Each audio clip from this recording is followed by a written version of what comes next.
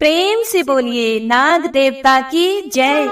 बोलिए माता पार्वती शंकर भगवान की जय। हे प्रिय भक्तों, आप सभी को नाग पंचमी की हार्दिक शुभकामनाएं। इस दिन नाग देवता की पूजा करने से भक्तों को उनकी विशेष कृपा प्राप्त होती है। इस दिन नाग देवता को दूध पिलाया जाता है। जैसा कि आप सभी जानते हैं कि उस दिन मीठा भोजन खाया जाता है। नमक के बिना भोजन करना चाहिए। उस दिन किसी भी व्यक्ति को भूल कर भी मांसाहार भोजन नहीं करना चाहिए, नहीं तो उसका जन्म कीड़े मकोड़े, गधे और कुत्ते के घर में होता है। नाग देवता को भगवान शंकर ने अपने गले में स्थान दिया है। ऐसा कहा जाता है कि नागों की पूजा करने से भगवान भोलेनाथ बहुत प्रसन्न होते हैं। इनकी पूजा आराधना करने से न केवल सर्प दोष से मुक्ति मिलती है, बल्कि सभी मनोकामनाएं भी शीघ्र पूर्ण होती हैं। नाग पंचमी पर सभी भक्तों को इस कथा को जरूर सुनना चाहिए। मान्यताओं के अनुसार कथा को सुनने या सुनाने से नाग देवता जल्दी प्रसन्न हो जाते हैं। तो आइए बिना देरी किए कथा का रसपान करते हैं। जय श्री गणेश। हे प्रिय भक्तों, एक साहूकार और एक साहूकारनी थे। वे नगर के बहुत बड़े व्यक्ति थे। उनके घर में किसी भी चीज की कोई कमी नहीं थी। साहूकार के 7 बेटे और 7 बहुएं थी। वे सभी एक ही चूल्हे पर खाना बनाते थे। साहूकार के घर में सभी मिलजुल कर रहते थे। धीरे धीरे समय व्यतीत हो रहा था। सावन का महीना आया। साहूकार की बड़ी बहू बोली कि अरे बारिश का दिन आ गया, चलो पीली मिट्टी लाकर घर को लेप दें और थोड़ा जमा करके रख दें। 7 बहुएं डलिया और खुरपी लेकर मिट्टी खोदने के लिए निकल पड़ी और 7 बहुएं अपनी अपनी खुरपी से मिट्टी की गुड़ाई करने लगी। तभी मिट्टी खोदते खोदते बड़ी बहू के पास से छोटा सा सर्प निकला। जब छोटा सा सर्प निकला तो बड़ी बहू अपनी खुरपी से उसको मारने लगी। फिर छोटी बहू देखकर कहती है कि नहीं दीदी, इसे मत मारिए, यह तो बहुत छोटा सा सांप है, यह तो नादान है, बेजुबान जानवर है, इसको मारने से हमें क्या फायदा, इसे छोड़ दीजिए, इसके प्राण लेने से हमें पाप लगेगा। फिर बड़ी बहू समझ गई और उस नाग के बच्चे को नहीं मारा और उसे छोड़ दिया। जब सारी बहुएं अपने अपने सिर पर मिट्टी लेकर जाने लगी, तब छोटी बहू नाग देवता को देखती है कि वह एक पेड़ के पास जाकर बैठ गई। छोटी बहू बड़े प्रेम से जाकर नागराज को कहती है कि भैया आप यहीं पर बैठिए, मैं आपके लिए दूध लेकर आती हूँ। फिर नागराज समझ गए और कहने लगे कि बहन ठीक है, और नागराज वहीं बैठे रह गए। साहूकार की 7 बहुएं घर में मिट्टी लेकर चली गई और अपने घर के कामों में उलझ गई। आपस में सब काम करने लगी, खाने पीने की व्यवस्था करने लगी, खाना बनाने लगी। और जो छोटी बहू थी, जो वह नागराज को बोल कर आई थी कि दूध लेकर आती हूँ, वह भूल गई। जब सवेरा हुआ, जैसे ही भोजन बन गया, तब छोटी बहू को याद आ गया, अरे हमने कितना गलत कर दिया। अहो, हम तो नाग देवता को आस देकर आए थे कि आपके लिए हम दूध लेकर आएंगे। हे भगवान, इतना ख्याल आते ही झट से मटकी में से उसने दूध की कटोरी निकाली और उस दूध को पंखे से ठंडा कर दिया। ठंडा करके अपनी उंगली डालकर देखती है कि अरे दूध तो ठंडा हो गया। फिर वह उसी पेड़ के पास जाती है और उस पेड़ के पास जाकर देखती है कि अरे नाग देवता तो उसी जगह पर बैठे हुए हैं, और जाकर कहती है कि भैया मुझे क्षमा कर दो, मुझसे बहुत बड़ी भूल हो गई, मुझे आने में देर हो गई। नागराज बोली कि अरे तो भैया बोली, इसीलिए मैं तुम्हें क्षमा कर रहा हूँ, नहीं तो सबसे पहले तुम्हें डस लेता, क्योंकि तुमने धोखा दिया, बेजुबान को झूठ बोली। फिर छोटी बहू बोली, नहीं भैया, मैं कामों में उलझ गई थी और इसीलिए मुझे देर हो गई। लीजिए भैया दूध पीजिए, आपके लिए मैं दूध लेकर आई हूँ। नागराज को साहूकार की छोटी बहू ने बड़े प्रेम से अपने हाथों से दूध पिलाया और नागराज ने दूध पी लिया। दूध पीकर मस्त मगन हो गए। फिर नागराज कहते हैं कि बहन, कोई वर मांगो, हम तुम्हें वर देने के लिए तैयार हैं। जो भी मांगो दिल खोल कर मांगो। नागराज की बात सुनकर साहूकार की छोटी बहू कहती है कि हे भैया, मैं एक ही हूँ, मेरा कोई भाई कोई बहन नहीं है, कोई मायका नहीं है, इसीलिए आप मुझे बहन कह दीजिए। इससे ज्यादा मेरे लिए क्या तोहफा होगा। हे भैया, ये बहन आपको जब भी पुकारे तब आप सहायता कर दीजिएगा, आप आ जाइएगा। इससे ज्यादा मुझे और कुछ नहीं चाहिए। इतना सुनते ही नागराज खुश हो जाते हैं और एवं अस्तु कह के नागलोक की ओर चले जाते हैं। जो छोटी बहू थी दूध पिला के अपने घर चली आई। सावन महीने में साहूकार की 6 बहुएं मायके जा रही थी।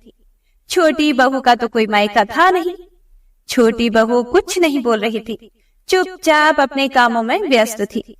सारी बहुएं कहती हैं, छोटी बहू की जेठानियां कहती हैं कि तुम कहाँ जाओगी, तुम्हारा तो कोई मायका है ही नहीं, तुम्हारा तो कोई भाई भी नहीं है और कोई भौजाई भी नहीं है, तुम्हारे लिए कौन चुनर लेकर आएगा, तुम अपने मायके कैसे जाओगी, तुम्हारा तो भला कोई मायका है ही नहीं।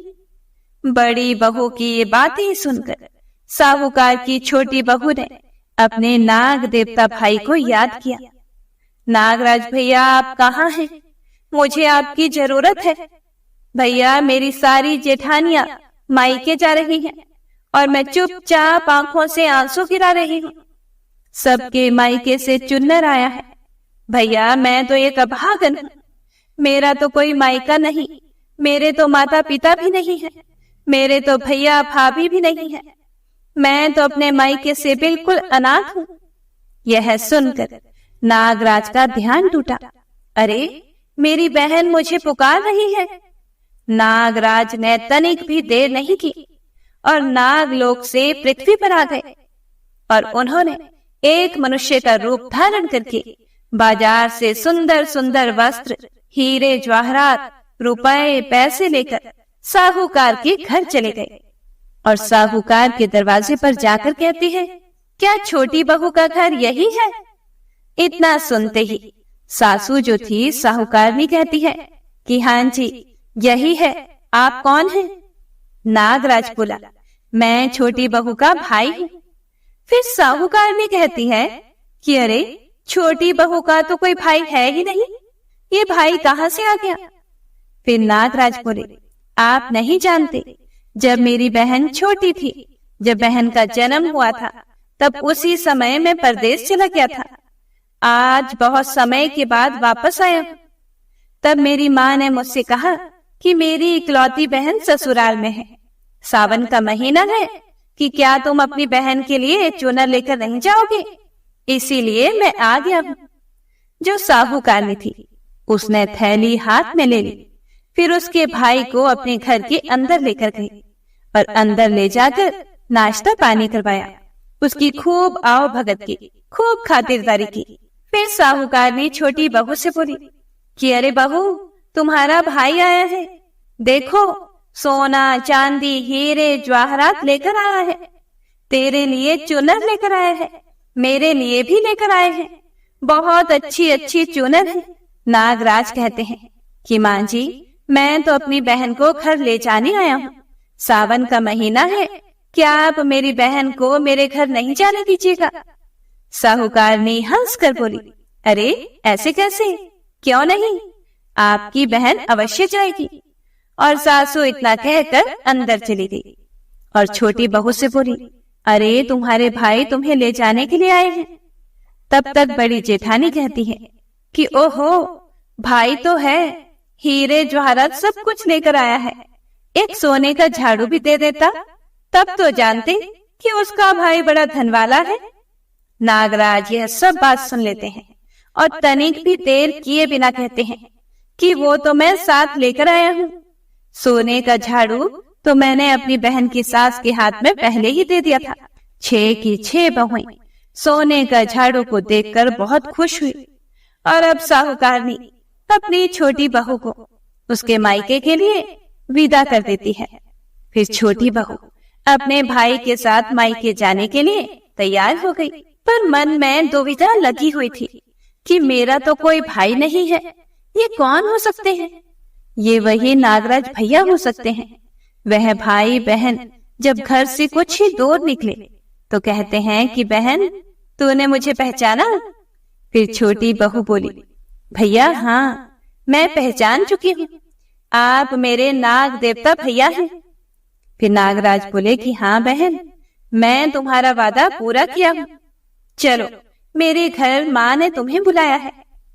हे प्रिय भक्तों, नागराज अपने नागलोक लेकर जाने लगे। नागलोक जाने के रास्ते पर पहुंच गए। फिर नागराज कहते हैं कि अरे बहन, मैं तो अपने रूप में आ गया हूँ, मेरी पूंछ पकड़ के मेरे साथ चलना। फिर पूंछ पकड़कर छोटी बहू नागलोक चली गई। नागरानी देखती है तो कहती है कि अरे ये कौन है? फिर नागराज कहते हैं कि माँ, तुम नहीं जानती हो, मैंने आपको बताया था ना कि मेरे प्राण आज बड़े संकट से बचे हैं। आज मेरे प्राण चले जाते। बहुत सारी महिलाएं मिट्टी खोद रही थी और एक स्त्री मुझे मारने की वाली थी, तभी एक ने मेरे प्राण बचा लिए थे। मेरे प्राण बचाने वाली वह स्त्री और कोई नहीं, यही थी। माँ, ये मेरी बहन है और मैं इसका भाई हूँ। इसका कोई भाई नहीं और मेरी भी कोई बहन नहीं। फिर नागरानी जो थी वो बड़े प्यार से छोटी बहू को बेटी कहकर पुकारती है और अपने पास बिठा लेती है। उसे अच्छा अच्छा तरह तरह का भोजन खिलाती है, तरह तरह के गहने देती है और तरह तरह की साड़ियां देती है। इस तरह से वो उनके घर में रहने लगी। एक दिन सरप की माता ने उससे कहा कि मैं एक काम से बाहर जा रही हूँ, तुम अपने भाई को ठंडा दूध पिला देना। उसे इस बात का ध्यान नहीं रहा और उसने सांप को गर्म दूध पिला दिया, जिससे उसका मुंह जल गया। यह देखकर सांप की माता को बड़ा गुस्सा आया, परंतु सर्प के समझाने पर वह चुप हो गई। वहां रहते रहते बहू को बहुत दिन बीत गए थे, तो बहू कहती है कि माँ जी, अब हम अपने घर, अपने ससुराल जाना चाहते हैं। तब सांप ने कहा कि बहन को अब उसके घर भेजना चाहिए। फिर नागराज कहते हैं कि माँ, मेरी बहन अपने घर जाने के लिए कह रही है, इसे कुछ अच्छा उपहार दे दो, जिससे इसके सास ससुर, जेठ जेठानियां, इसके पति मेरी बहन को खूब मान सम्मान दे।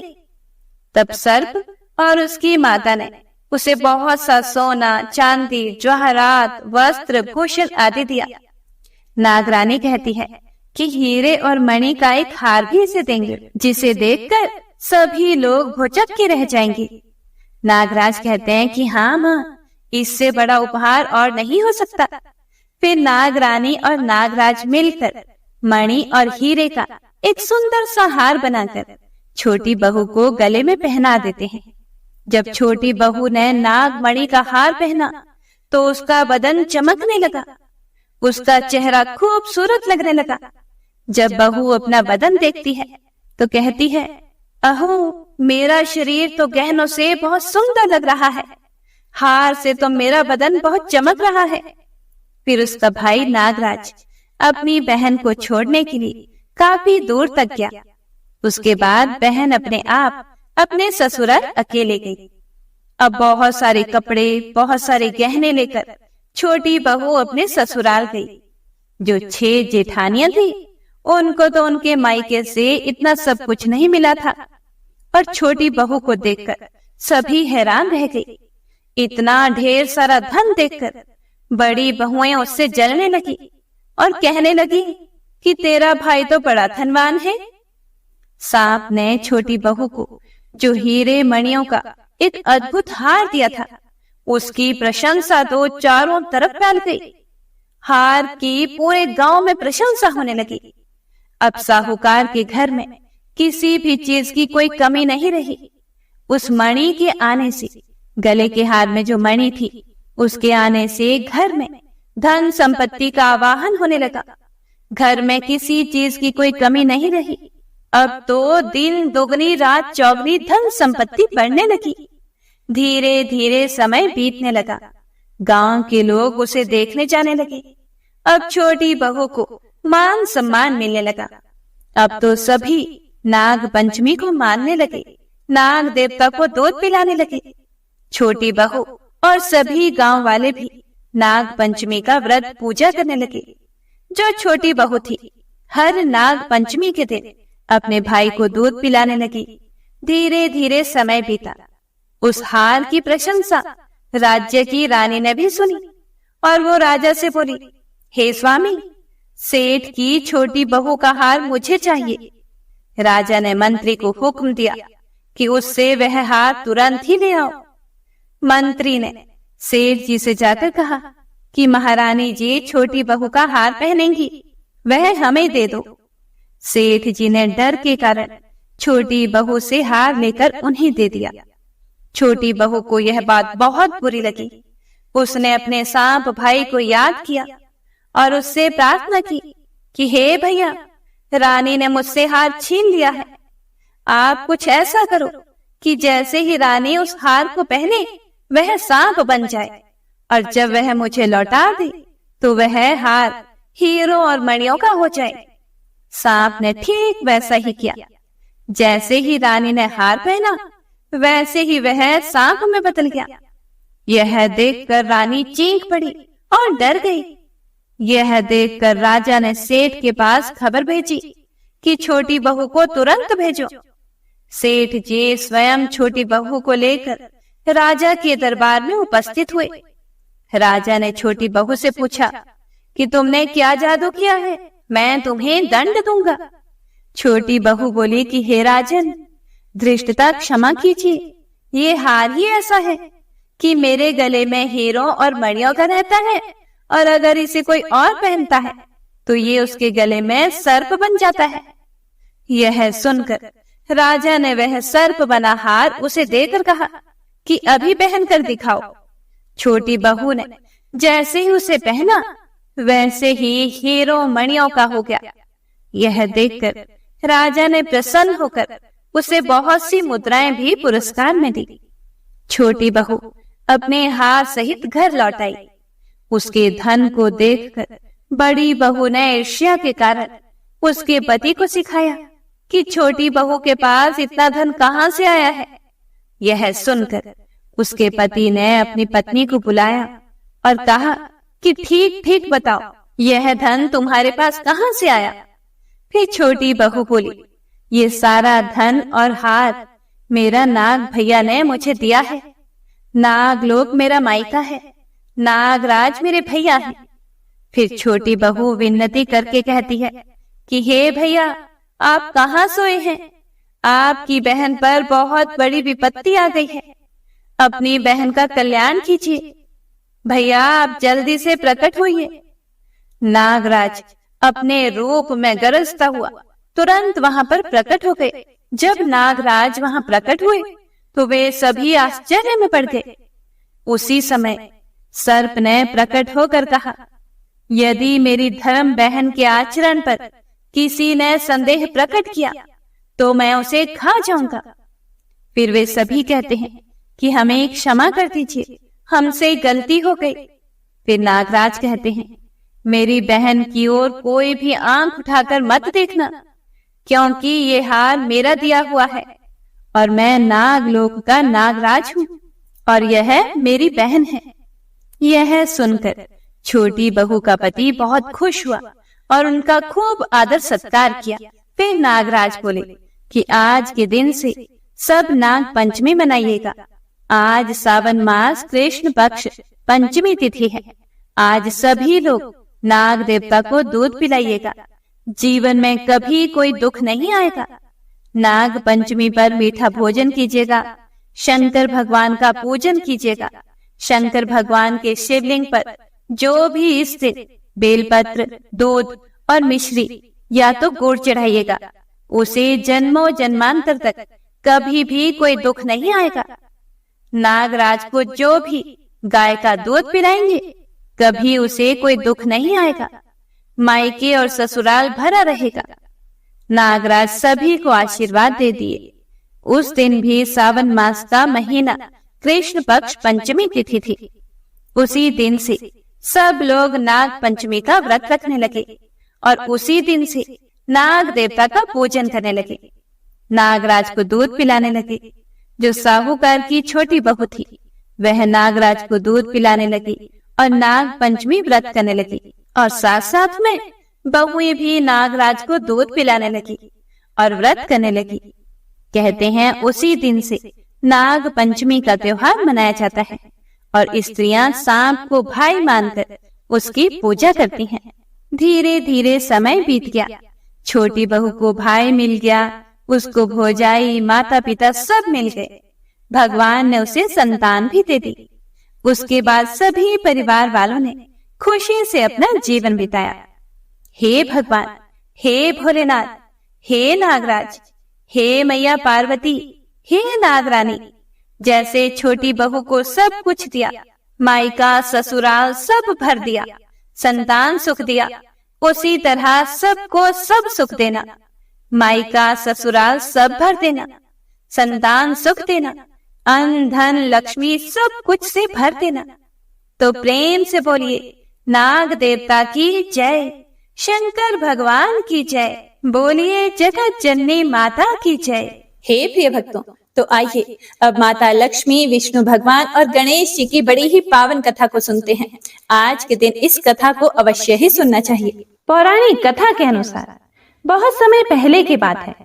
भगवान विष्णु का विवाह लक्ष्मी जी के साथ सुनिश्चित हो गया। अब विवाह की तैयारियां भी होने लगी। खूब धूमधाम से विवाह की तैयारियां हो रही थी। सभी देवताओं को निमंत्रण भेजे गए, लेकिन गणेश जी को निमंत्रण नहीं दिया गया था। कारण जो भी रहा हो, अब भगवान विष्णु की बारात जाने का समय आ गया। सभी देवतागण अपनी पत्नियों के साथ विवाह समारोह में आए।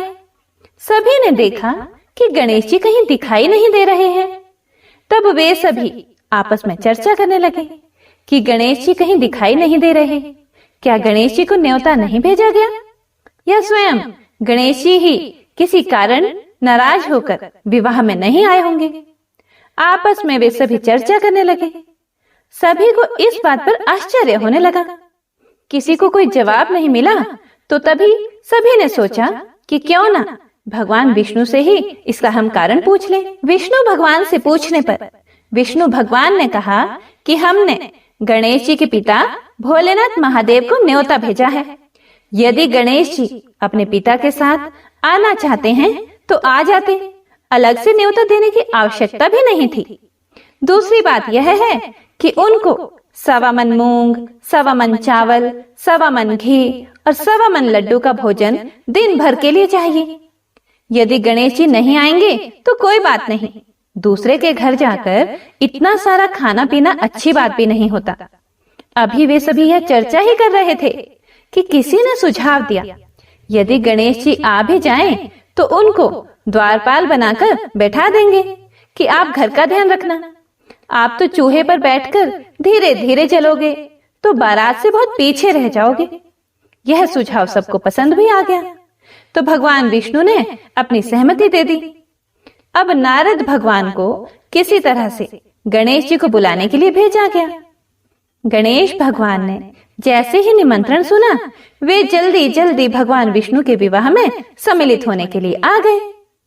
अब जब समारोह में गणेश जी उपस्थित हो ही गए, तो जैसा कि सभी देवी देवताओं ने मिलकर विचार विमर्श किया था, तो गणेश भगवान को किसी तरह से समझा बुझाकर घर की रखवाली करने के लिए बैठा दिया गया। अब बारात चल दी। सभी देवी देवता बारात के साथ चल दिए।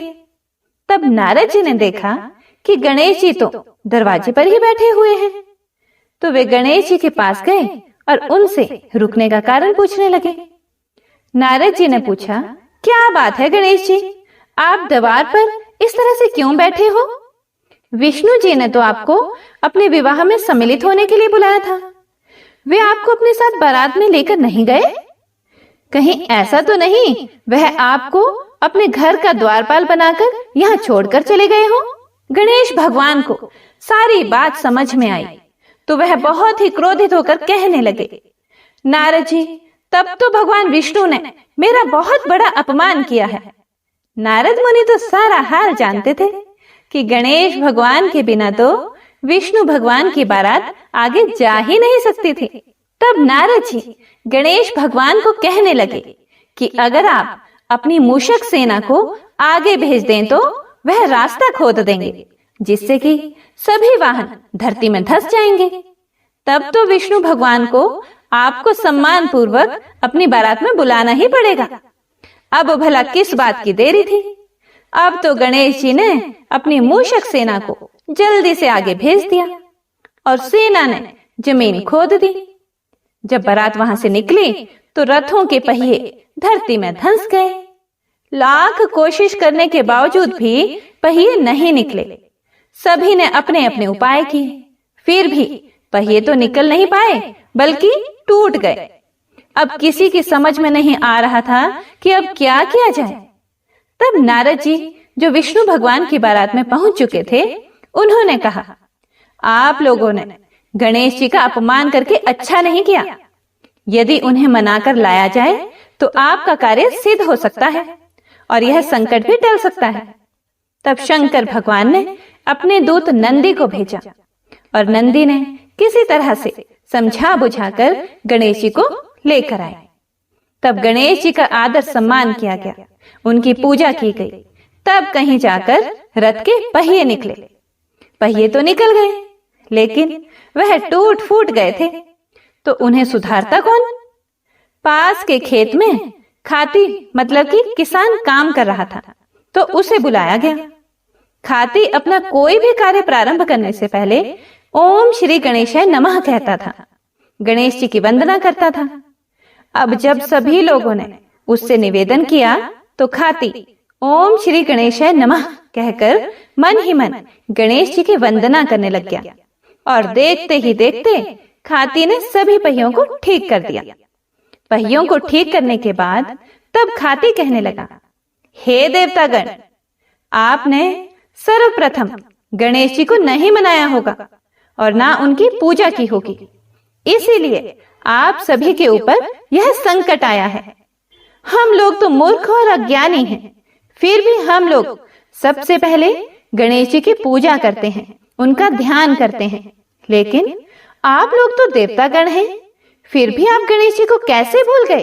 अब आप लोग सबसे पहले गणेश जी का नाम लेकर जाएं, गणेश जी की जय बोलकर जाएं, तो आपके सारे काम बन जाएंगे और कोई भी संकट नहीं आएगा। ऐसा कहते हुए बारात वहां से गणेश भगवान को अपने साथ लेकर चल पड़ी और फिर धूमधाम से विष्णु भगवान का माता लक्ष्मी के साथ विवाह संपन्न हो गया और सभी सकुशल घर लौट आए। हे प्रिय भक्तों, तो आइए अब सुनते हैं लप्सी और तप्सी की कहानी। यह एक पौराणिक लोक कथा है। इस कथा के अनुसार एक लप्सी था तथा एक तप्सी था। तप्सी सदैव भगवान की तपस्या में लीन रहता था और लप्सी रोजाना 1.25 सेर की लापसी बनाकर भगवान का भोग लगाकर खा लेता था। एक दिन वह दोनों लड़ने लगे। तप्सी बोला, मैं रोजाना भगवान की तपस्या करता हूँ, इसीलिए मैं बड़ा हूँ। तो लप्सी बोला कि मैं रोज भगवान को 1.25 सेर लापसी का भोग लगाता हूँ, इसीलिए मैं बड़ा हूँ। तभी देव मुनि और परम वैष्णव ब्रह्मा जी के मानस पुत्र और महाज्ञानी नारद जी वहां से गुजर रहे थे। उन्होंने लप्सी और तप्सी दोनों को लड़ते हुए देखकर उनसे पूछा कि तुम दोनों क्यों लड़ रहे हो? तब तप्सी ने खुद के बड़ा होने का कारण बताया और लप्सी ने अपने सर्वश्रेष्ठ होने का कारण बताया। उन दोनों की पूरी बात सुनकर महाचतुर भक्त शिरोमणि नारद जी बोले कि तुम दोनों का फैसला मैं कर दूंगा। दूसरे दिन लप्सी और तप्सी नहाकर अपनी रोज की भक्ति करने के लिए गए तो नारद जी ने छुपकर 1.25 करोड़ की एक अत्यंत बहुमूल्य रत्न जड़ित और दुर्लभ मणियों से बनी अंगूठी उन दोनों के सामने रख दी। हे प्रिय भक्तों, तप्सी की नजर जब अंगूठी पर पड़ी तो उसने चुपचाप अंगूठी उठाकर अपने नीचे दबा ली। लप्सी की नजर अंगूठी पर पड़ी, लेकिन उसने ध्यान ही नहीं दिया और भगवान को भोग लगाकर लापसी खाने लगा। इसके बाद नारद जी उन दोनों के सामने आए तो दोनों ने हे नारद जी से पूछा, हे मुनि श्रेष्ठ, अब आप अपना निर्णय बताइए कि हम में से कौन बड़ा है, किसकी भक्ति श्रेष्ठ है। तो नारद जी ने तपसी से खड़ा होने को कहा। जब वह खड़ा हुआ तो उसके नीचे दबी अंगूठी उन्हें दिखाई पड़ी। नारद जी ने तपसी से कहा कि तपस्या करने के बाद भी तुम्हारी चोरी करने की आदत नहीं गई, इसीलिए लपसी बड़ा है और तुम्हें तुम्हारी तपस्या का कोई भी फल नहीं मिलेगा। हे प्रिय भक्तों, तब तपसी बड़ा शर्मिंदा होकर नारद जी से माफी मांगने लगा। उसने नारद जी से पूछा कि मुझे मेरी तपस्या का फल कैसे मिलेगा। तब नारद जी ने उससे कहा कि यदि कोई गाय और कुत्ते की रोटी को नहीं बनाएगा, यदि कोई ब्राह्मण को भोजन करवाकर दक्षिणा नहीं देगा, तो उनके दान धर्म का फल, उन लोगों की पूजा का फल तुझे मिलेगा। यदि कोई सुहागिनी साड़ी के साथ ऊपरी अंगोछा का दान नहीं देगा, तो वह फल तुझे मिलेगा। यदि कोई दिए से दिया जलाए, तो वह फल भी तुझे मिलेगा। यदि कोई सारी कहानी सुने लेकिन तुम्हारी कहानी नहीं सुने, तो उसकी पूजा का फल भी तुझे मिलेगा। हे प्रिय भक्तों, उसी दिन से हर व्रत कथा कहानी के साथ लपसी तपसी की यह कहानी भी अवश्य सुनी और कही जाती है। हे प्रिय भक्तों, तो यह थी आज की संपूर्ण व्रत कथा। उम्मीद है आप सभी भक्तों ने पूरे भक्ति भाव और प्रसन्नचित मन से कथा को पूरा सुना होगा। कथा पसंद आए तो लाइक शेयर कमेंट जरूर कीजिएगा। कथा को ज्यादा से ज्यादा शेयर कीजिएगा ताकि सभी भक्तजन कथा को सुनकर पुण्य फल प्राप्त कर सकें। और हाँ, हमारे चैनल पर सावन मास महात्म्य की कथाएं और शिव पुराण की कथाएं भी सुनाई जा रही है। तो आप सभी भक्तजन जब भी आपको समय मिले इन कथाओं को भी जरूर सुनिएगा और भगवान भोलेनाथ का आशीर्वाद प्राप्त कीजिएगा। तो मिलते हैं अगली कथा के साथ, तब तक के लिए हर हर महादेव।